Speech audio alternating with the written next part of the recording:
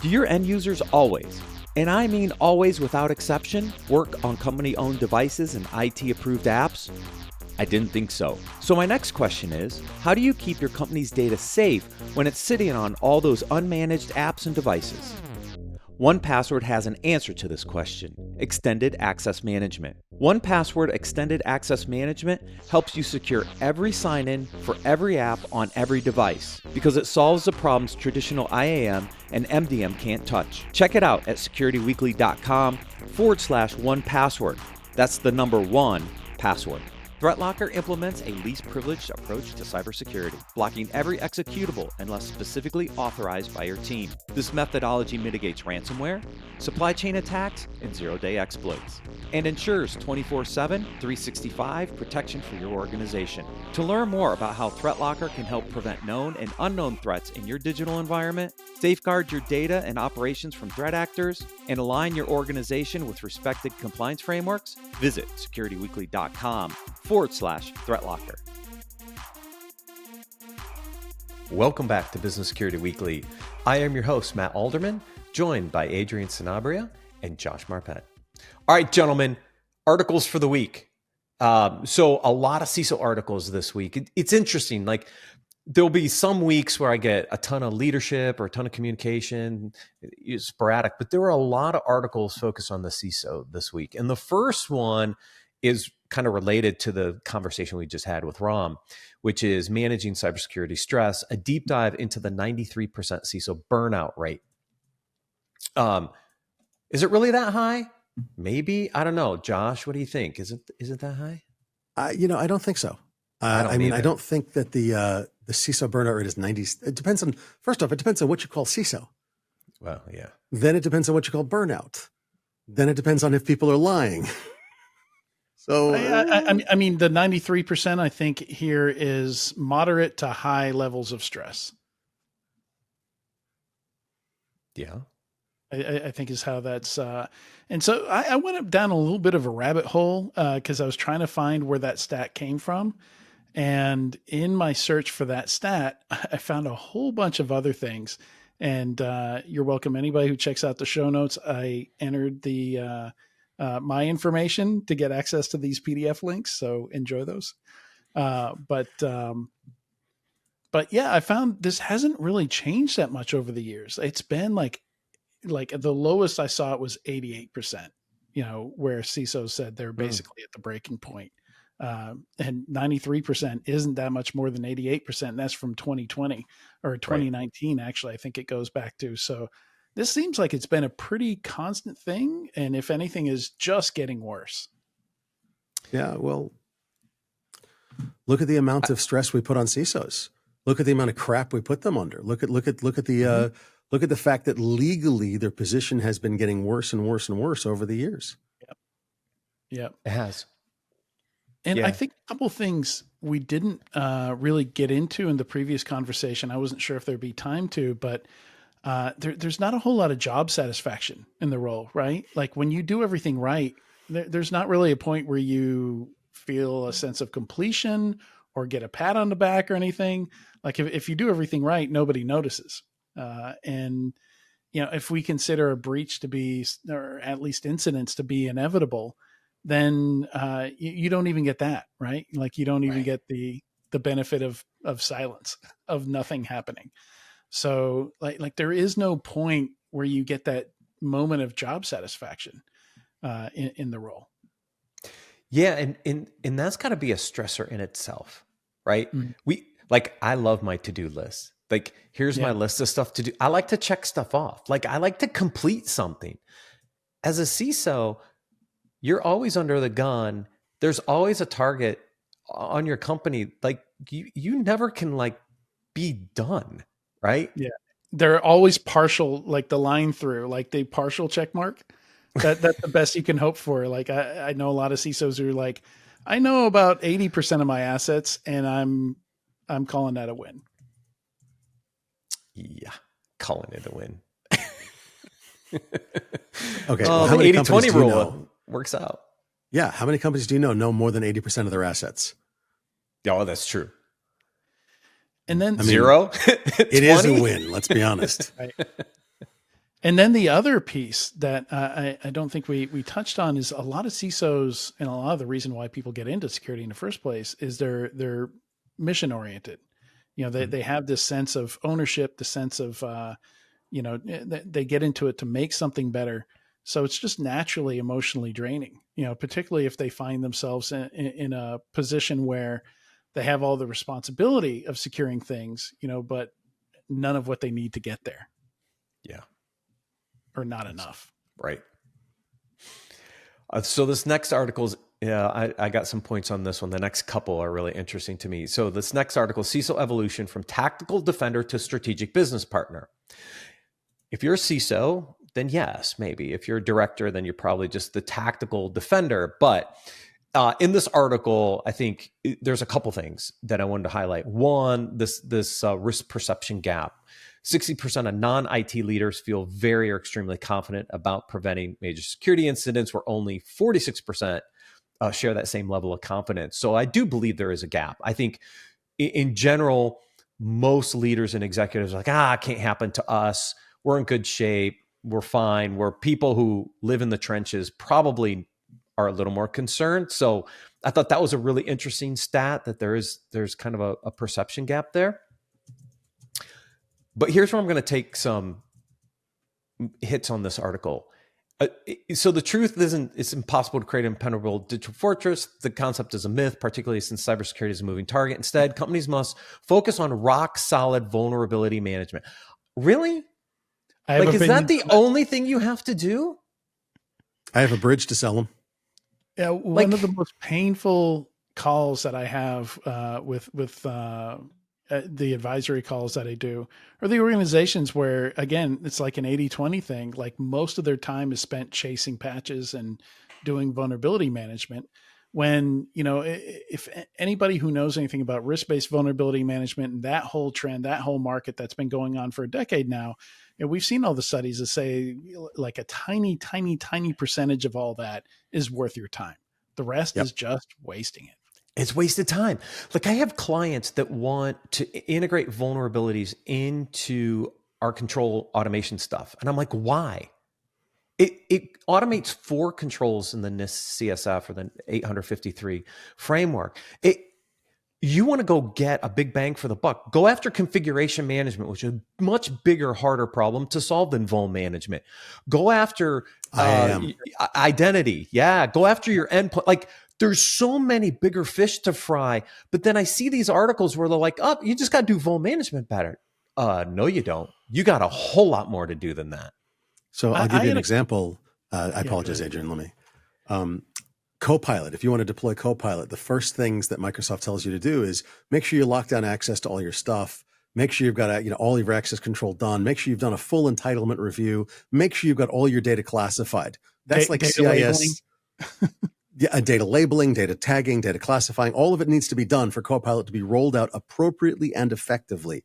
And the companies that go, oh no, we that's like a 5-year project for us that will start sometime in 2029, and they're like, oh, roll it out anyway. You're fine. Oh God Almighty, nobody has this done properly.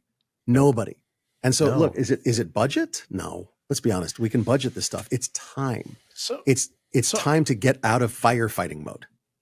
Right. Yeah. There's Adrian. A lot of things in security that are, great idea, perfect idea almost, but nobody has the time to do them.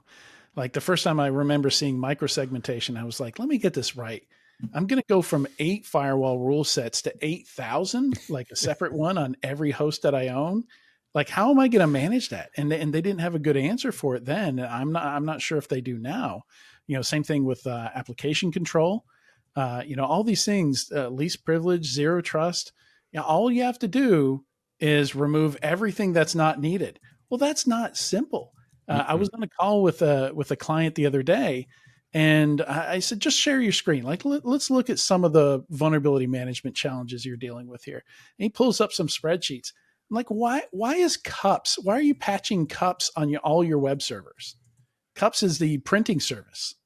And I think the answer is that it just comes installed and is running by default on Red Hat Enterprise Server. And like forget vulnerability management. Go through and remove all the unnecessary software, and you'll see those vulnerability management numbers go down like crazy. Mm-hmm. Yep. Yep. Why Zoom on your Windows server, right? Like, Sorry. Yes. There are some good tips in here that we talk about a lot on the show. You know, how to translate tech speak into business terms, quantify security impacts. I wish people could do a better job of quantification. Josh, you and I can do a whole segment on risk quant at some point, and we should, because to me, this is still the big problem is we do not know how to quantify cyber risks to put them in front of the executive team in a language they understand, which is dollars and cents.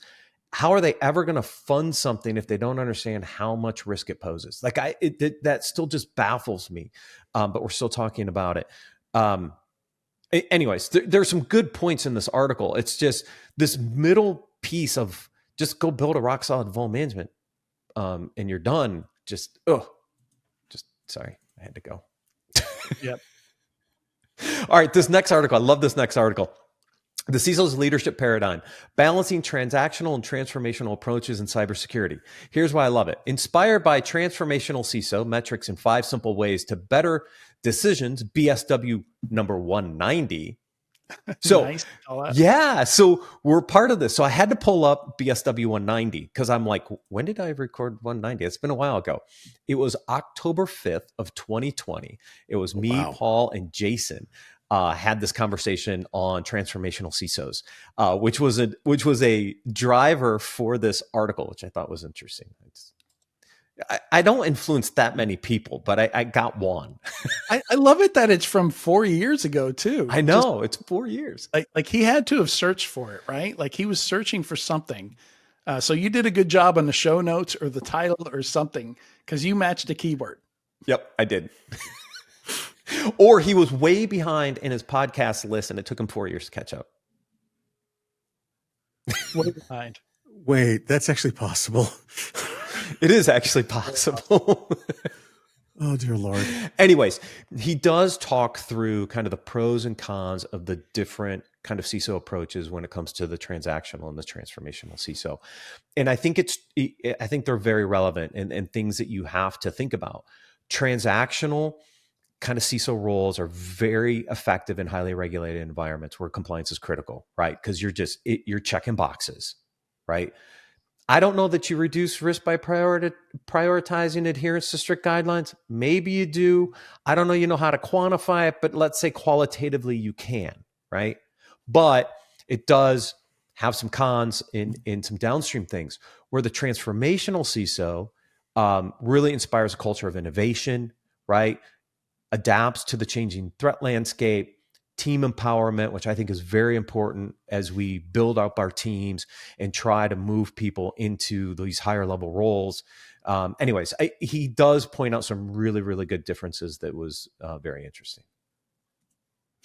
And I think different types of CISOs and approaches to the role are appropriate for companies in different stages, right? Like the CISO you bring in right after your first huge breach is probably not the same, so just like with political leadership, you have your wartime and your peacetime folks that you want to bring in depending on what you want to do. In fact, I know some people who only come in like they specialize in taking chaos, like where there's nothing, building up that framework. And once they're done building up that framework, they're no longer interested. They're going to leave. Yep. And actually do that as like a 6-month contract. Right. Come in, do your thing, get out, go to the next one. Yeah. Yep. Which I think is good. This is a thing I'm really good at. The other piece of it, like maybe not. So yeah, recognize your personally as a security leader, your own strengths and weaknesses and play to them. Yeah, exactly right. Look, there's somebody told me once that there's CEOs that are 0 to 5 million, 5 to 15 million, 15 to 50, 50 to 100, and 100 and up. And CISOs are the same way. There's different categories of us. Mm-hmm. Okay. And that's the way it is. Yep.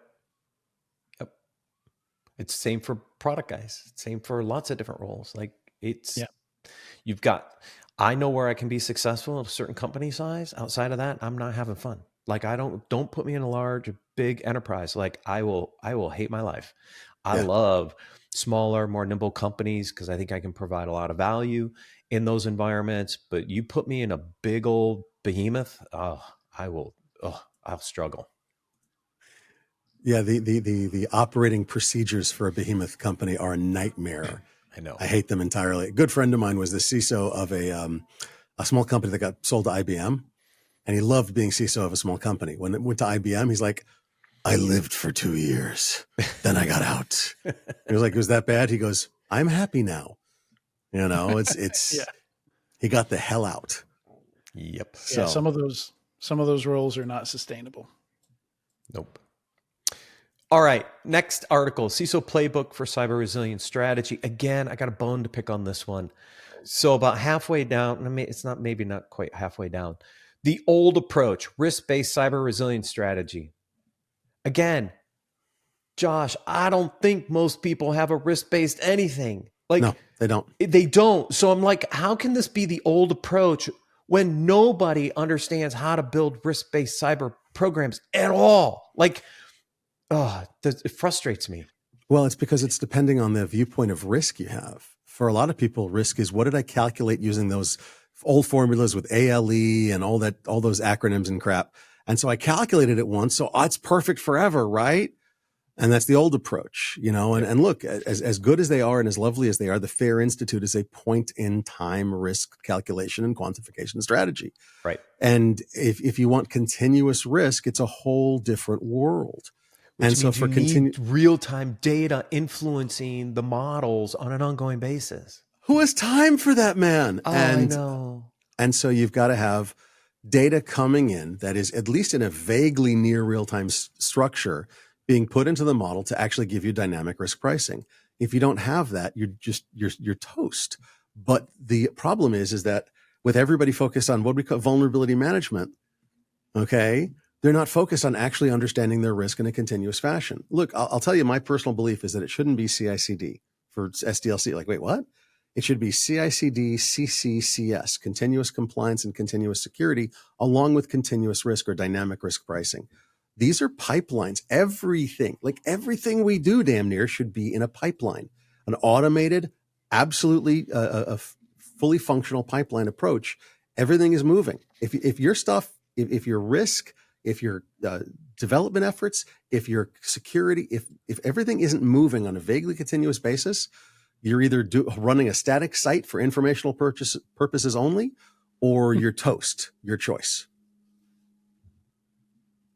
Well said. Yeah, it's cyber resilience is getting thrown around as a term a lot, and I've been digging into resilience a lot. And it's, resilience is a term that exists. SREs understand resilience, and I don't think cyber resilience is really. I don't think it should be that different. And looking at this article, it's just they've conflated the definition with so many other things. This ends up just being a like how to stand up a security program 101, when cyber resilience is really just about your ability to move through incidents. It's not about preventing them. I mean, yeah, sure, Right. maybe that's part of it. It's about surviving them. Resilience is about surviving all the bad things that are going to happen, including the ones that you didn't plan for, you didn't do enough of a good job to stop. I would expect an article like this to talk about like how to address fragile systems that you can't even scan without them falling over, how to address staff, and be more about business continuity than all the stuff they're talking about here. Yeah, Malcolm would say extinction events, right? How do I survive an extinction event, right? Can I survive it? Am I resilient? You don't start with password cracking, vulnerability scans, and patching. You probably go down to like number 4, because Jason always loves to reorder these. You probably figure out how to prioritize protection of your crown jewels. Like, the order is off, right? And we were talking, everybody goes to this vul management thing. It's like, no, it's not the only thing. Like, where are your critical assets? Where is your critical data? How do you protect those? Maybe vulnerability management's part of that, but there's so many other things that have to be done in conjunction with that. And you can't just go out and scan everything. You know how many vulnerabilities would turn up? What are you going to do? Throw them over the fence to the CIO for him to tell you, I'm not doing all this work? Yeah. Like, it just doesn't make sense to me. And how do you figure out what your crown jewels are? You probably talk to the business. You use a BIA, you figure out what's important to them. Like what plugs, when I pull them out of the wall, metaphorically, because probably some of it's in the cloud, stop revenue. Yep. What we're saying is that we don't understand our own jobs and our own industry as a whole. And I think that's a massive problem. And I wonder why we have burnout. Yeah. I wonder why people are burned out. I mean, I think that's what we're seeing now. I mean, going back to we talked about the CISO evolution. I think that's probably the most important trend going on, in the security space on the enterprise side right now, is the CISO figuring out who they need to be when they grow up, and how they need to function within the business. That is awesome, Adrian. That was beautiful. That was absolutely beautiful. Hey, I mean, it is a young role, so there is some maturing, some growing up to do. Yeah. No, I agree with you. It is. I mean, the SEC had an opportunity to do some really interesting things, similar to Sarbanes-Oxley's CFO role, and really put that role into a much more kind of prominent position. They didn't. So we're still trying to figure it out. To your point, we're still kind of growing up in this role a little bit. To me, if I don't understand where my critical assets are and what are the biggest risks to me, how can I prioritize anything downstream? Can I raise it higher level than that? Yeah. If we don't have a job description that's vaguely universal for CISOs, how do we do our jobs? Yeah, that's true. If we don't have professional job descriptions, and if we don't have, licensure to open up a can of worms. Look, Ben's talked about this a little bit. You have to go most CFOs or CPAs or certification programs. Like, where's some of that on the CISO side? Like, are you certified? Do you need to be? Should you be? Like, there's pros and cons. Why not? Because look, I have my CISSP, but I don't use it on a day-to-day basis. But is it necessary? But having a kind of a standard level of credentials, like if you're a doctor and you don't pass the board, or what is it? The board exam. So the board. Legal's the bar. See, everybody has their thing. Like, if you want to practice law, you got to pass the bar in the state that you want to practice law in. You want to be a doctor and you're not board certified, you're not going to have a lot of patients. Like, we don't have an equivalent. Right. Should we? Well, I think one of the things that's happening now is, because of ransomware, we're failing hard and failing much faster. So we're learning a lot more about what works and doesn't work. And for a lot of times, there are these just basic checklists, like, here's how you do security. You do all the vulnerability management, you build the SDLC, you fish your employees and all this stuff.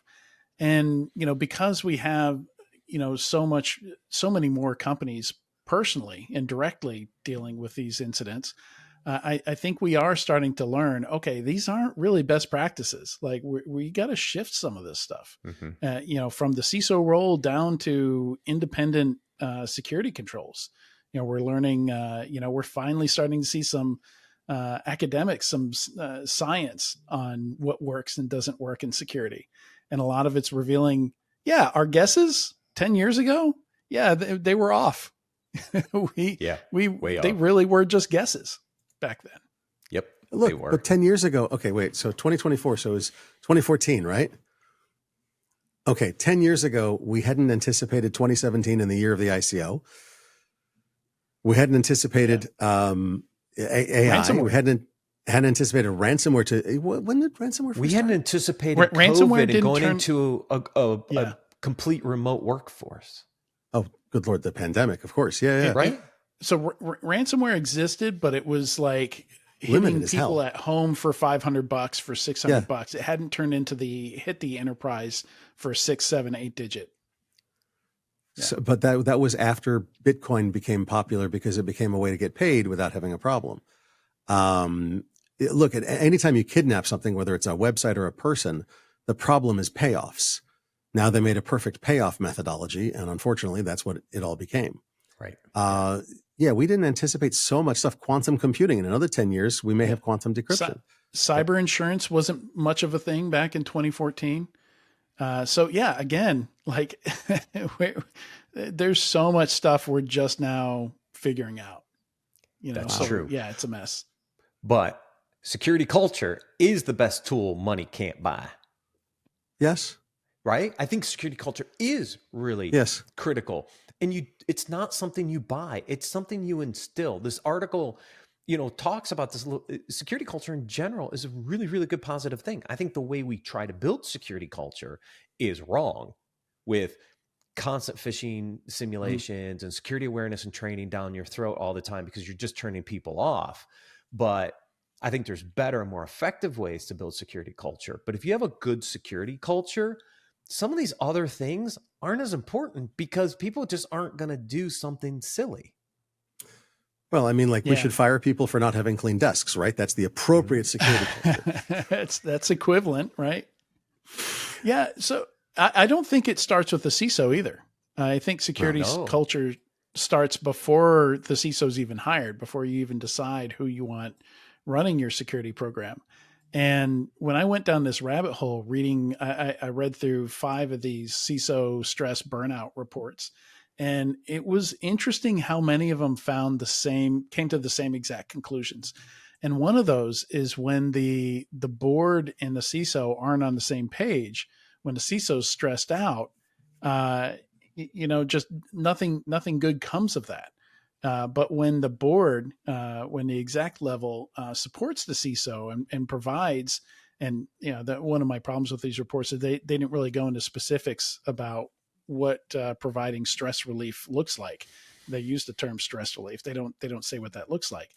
But they did find in almost 100% of those cases where some kind of stress relief was provided, the security programs perform better. The CISOs perform better.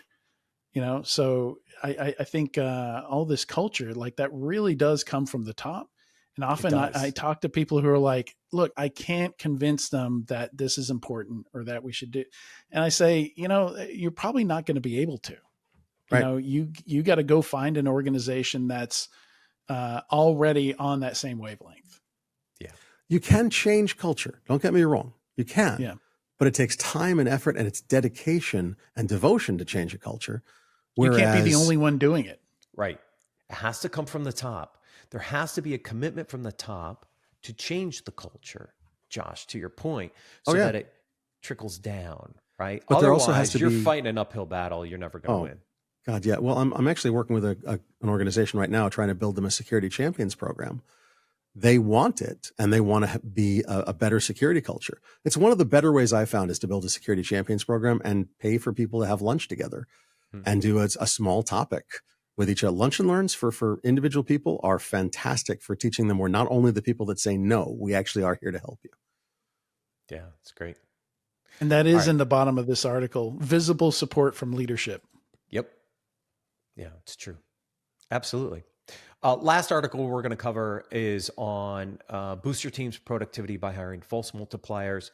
The opening of this article is really, really interesting of why Bill Gates hired Steve Ballmer from the business perspective, because it was, it's an engineering geeky thing, right? So anyways, down in here though, there's some really good tips on hiring and looking for talent and building out your team. So 1, breaking the let's grow by hiring impulse, right?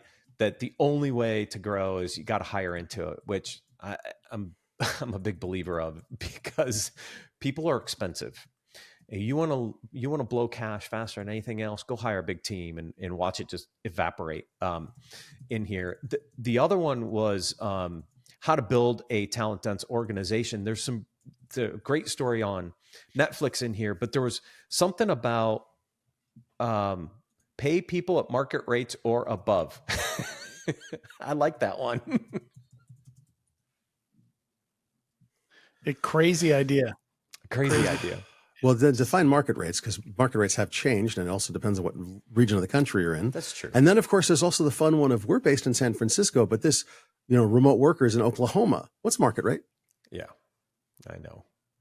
But what they're saying is you want to go hire top talent, because when you hire top talent, it's giving you two benefits.